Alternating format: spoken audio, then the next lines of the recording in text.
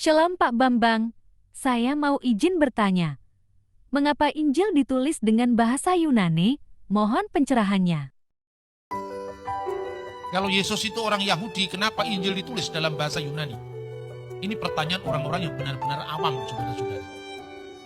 Israel pada abad pertama itu adalah taman mininya dunia. Sehingga bahasa-bahasanya pun sangat majemuk. Saya berikan contoh. Ketika murid-murid Yesus dan Yesus pergi ke Bait Allah atau pergi ke sinagogi. Sinagogi itu rumah ibadat Yahudi yang semua berkiblat atau menghadap ke Bait Allah di Yerusalem. Doa-doa Yahudi sebagian besar dilantunkan dalam bahasa Ibrani. Kitab suci dibaca dalam bahasa Ibrani. Itu menjadi bahasa klasik seperti kata-kata haleluya. Itu bahasa Ibrani. Tetapi ketika Yesus bercakap-cakap dengan para murid, bahasa Ibrani nggak dipakai. Itu bahasa Aram. Bahasa Aram itu misalnya Maranatha, Hakal Dama, Eli Eli lama sabaktani, Tali takum. Itu bahasa Aram. Ketika Yesus berbicara dengan perwira di Kapernaum, itu bukan bahasa Aram, bukan bahasa Ibrani.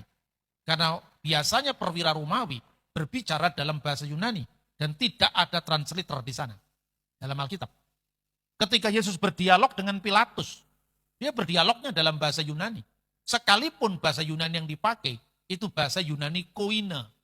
Makanya nyanyian-nyanyian gereja sepanjang abad, itu kalau bukan bahasa Yunani, ada pula Latin, itu bercampur menjadi satu karena warisan Galilea wilayah bangsa-bangsa.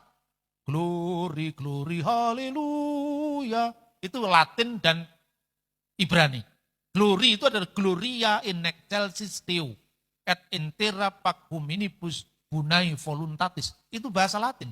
Dan bahasa Latin adalah bahasa administrasi kerajaan. Itulah sebabnya ketika Yesus disalibkan, di atas salib itu tertulis 3 bahasa, yaitu bahasa Ibrani, bahasa Yunani, dan bahasa Latin.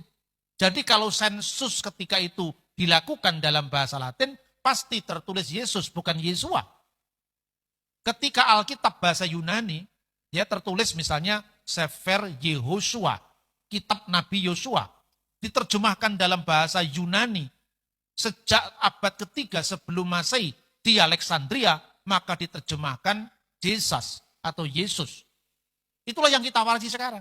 Jadi kekristenan tidak sama dengan agama Hindu yang hanya berakar pada satu bahasa, Sanskerta, atau Buddha yang hanya berakar pada satu bahasa, Pali, atau Konghucu yang berakar pada satu bahasa, yaitu bahasa Tionghoa, atau Islam yang hanya berakar pada satu bahasa, yaitu bahasa Arab.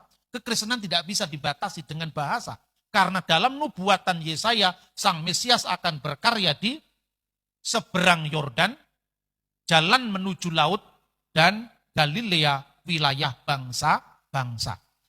Oke Pak Bambang, penjelasan Anda sangat mencerahkan dan menguatkan iman kami. Terima kasih Tuhan Yesus memberkati.